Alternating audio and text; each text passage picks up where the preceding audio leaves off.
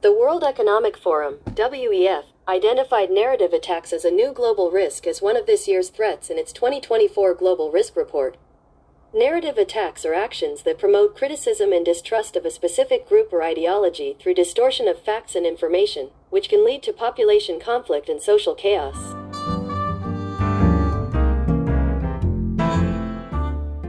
In the Gaza Strip, a destructive war continues, causing many casualties every day. In this war, we fight not only with weapons, but also with media play. It is a specific type of narrative and framing.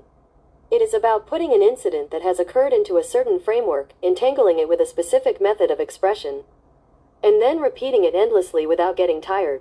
The Israeli government defined the armed attack by the Palestinian organization Hamas, which occurred in the Gaza Strip on October 7, 2023, as a monstrous or diabolical act of terrorism.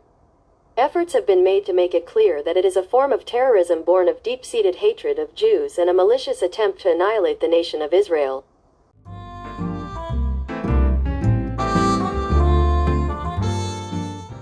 If we look at the mad cow disease incident, the Sewol ferry incident, the candlelight protests, and the recent Halloween disaster, Itaewon disaster, related instigation, they are narrative attacks that were sequentially and continuously pushed against the Korean government and people.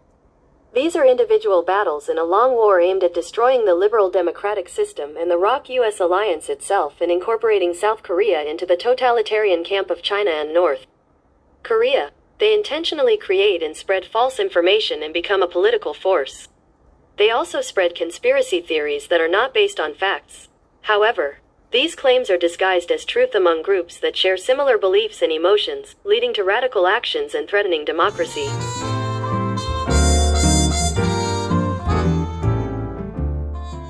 Narrative is a story. A narrative is a word or writing about an object, fact, or phenomenon with a certain plot. It is also used interchangeably with story. Story is a more limited concept and only refers to describing events as they are. In contrast, narrative story is a more comprehensive concept. It is a continuous connection of real or fictional events linked by causal relationships that occur in time and space.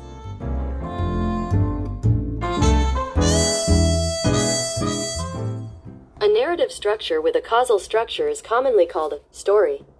And when the emotion they get from the story is great, they say, "I like the story." In order for a story to be remembered as a good one, narrative is a technique that effectively conveys the story. The reason it is recognized as an excellent story is not actually the story itself, but the way the story is told. It moves people more with effective storytelling techniques than with stories. Depending on how the story is told, the meaning and emotion of the story can be further amplified. Narrative stories are deeply related to human nature. That's because humans are basically storytellers.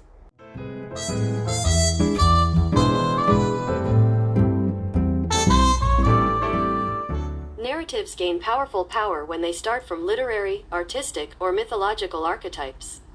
The root of narrative is imagination, which is connected to creativity. An atmosphere of allowing literary expressions similar to those used in novels has emerged in general media articles. This is called narrative journalism. It is a method of telling events or characters in a story-like manner, as if writing a novel. Narrative journalism is also a method that frequently appears in special articles.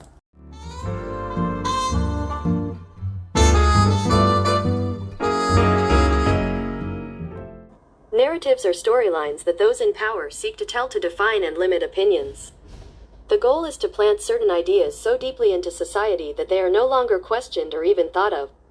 Political fandom must have an emotional attachment to the target and a narrative that the fandom sympathizes with. It is nothing short of a ritual to be reborn as a fandom that demonstrates truly powerful power and strong solidarity. A strong fandom can only be formed if there is an emotion mentioned as a form of rhetoric. Only then can narrative immersion be achieved, no matter how right something is. It doesn't work if it offends people or makes them untrustworthy. Immersion creates enthusiasm internally and disgust externally.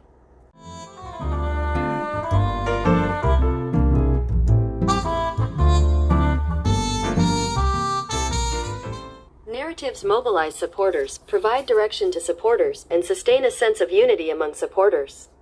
They also control deviance, formulate strategies, and spread beliefs. In this process, the narrative of victimhood, humiliation, and resistance is used to make the audience reconstruct the present as a déjà vu similar to the past.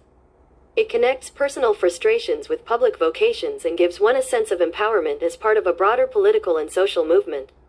When humans receive information in a narrative format, they tend to more easily accept contradictory and irrational information. From this perspective, effective narratives do not necessarily have to be factual. In the end, what is important in a narrative is to touch the audience's heartstrings based on their experience, not whether it is true or not.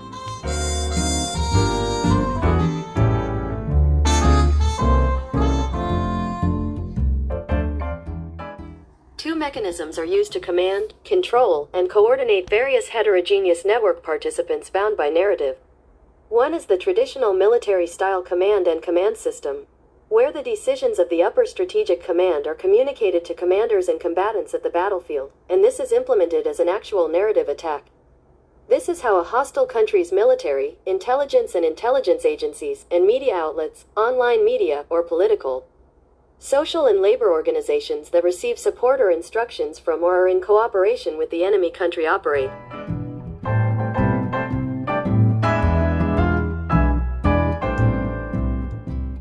The term shepherding is still used in political circles.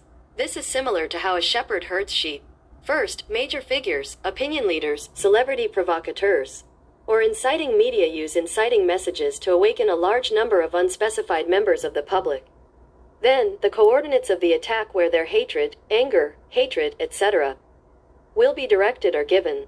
In this case, a large number of unspecified individuals who are incited charge towards the goal in an awakened state like a flock of sheep or zombies. This method is suitable for mobilizing large numbers of heterogeneous and unspecified individuals in today's hyper-personalized and online hyper-connected society.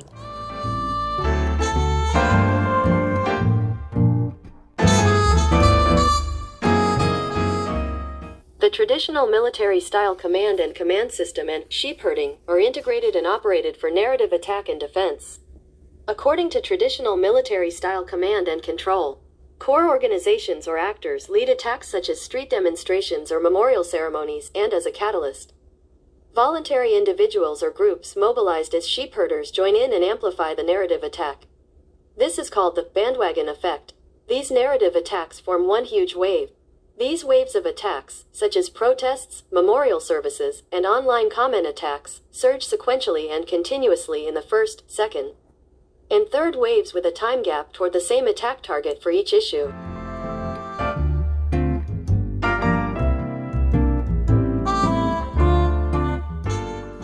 The government, military, and private sector must participate together in partnership to build a widespread network shield that can put the core response narrative into motion. Such a network shield needs to be based on the horizontal network solidarity and cooperation of the participating parties. The United States expresses this as multi-stakeholderism. The country's upper-level strategic command and political and social elites must provide strategic guidance and support as the hub of the entire response narrative network, and a system must be established and operated in solidarity with each other in a way that emphasizes the self-direction and spontaneity of various network participants.